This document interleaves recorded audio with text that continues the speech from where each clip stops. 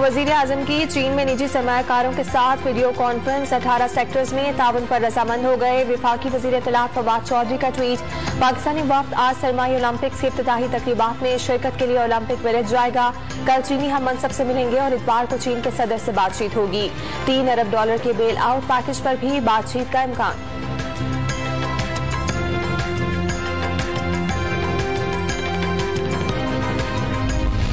Control line पर जंगबंदी का मकसद मजलूम कश्मीरियों की हिफाजत। ताकत की बुनियाद पर मुज़ाकरात का दावा गुमराह कुन। तर्जुमान पाक फौज का भारतीय आर्मी चीफ को गलत फहमी में न रहने का मशवरा।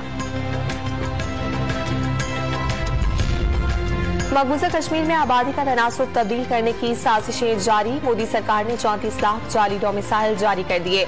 मकबूजा आबादी की सरकारी जबान हिंदी करार। एहतसाब अदालत में मनी लॉन्ड्रिंग रेफरेंस की समाअत। हमजा शहबाज अदालत पहुंच गए।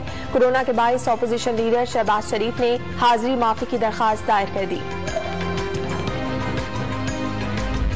लाहौर, साहिवाल और चीचापत्नी में धुंध का राज। मोटरवे M2, M3 और 11 के कई सेक्शंस बंद। नेशनल हाईवे पर भी हद निकाह कम। पेशावर, चारसदा, मर्दान और सबाबी में धुंध का राज। मोटरवे पर फोग लाइट्स के इस्तेमाल का मशवरा।